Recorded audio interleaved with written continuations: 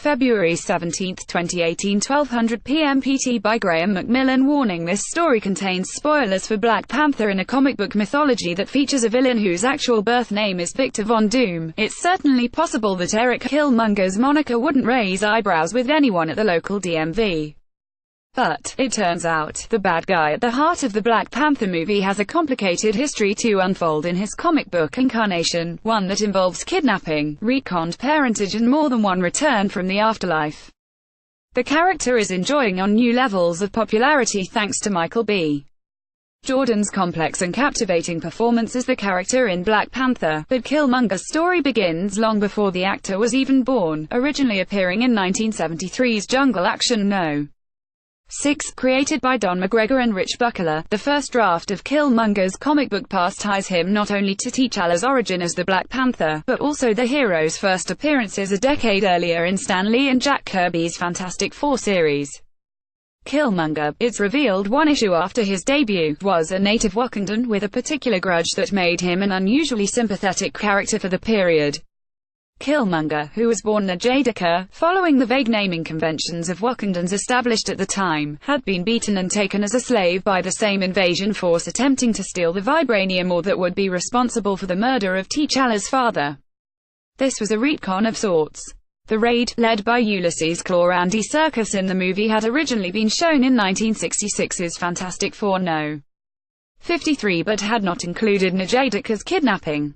The retcon Killmonger a reason to hate T'Challa and want revenge on Wakanda. He had been essentially kidnapped by Klaue's raiders as they retreated, abandoned by his countrymen and his ruler.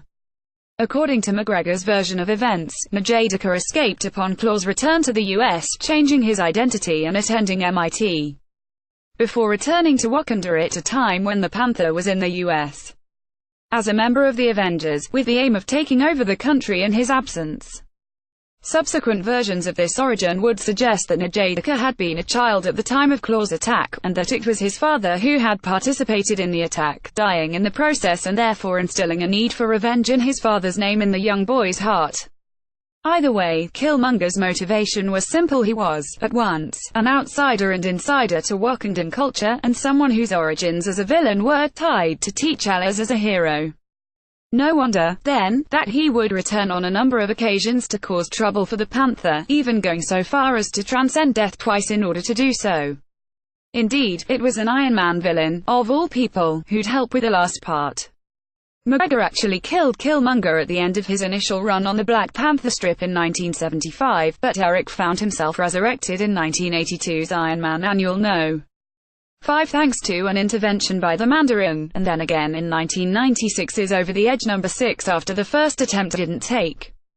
The Mandarin, perhaps realizing that Iron Man villains don't traditionally bring people back from the dead, wasn't part of that second comeback. In current comic book continuity, Killmonger is in the midst of his third death, being killed in 2008's Black Panther No. 38 after yet another failed attempt at a coup for the Kingdom of Wakanda. Of course, if there's one thing his comic book career has demonstrated, it's that death is little more than a minor interruption in his quest for power. In the film, Jordan's version of the character shares a number of similarities, including a tragic past and an upbringing in the US. Given his choice to forego the chance to be saved at the powerful conclusion of Black Panther, it seems that any attempt to bring him back a the comics would only cheapen that decision. It seems the film version won't quite have the staying power in terms of coming back from the dead as the comic book version, but he certainly made an impact. Black Panther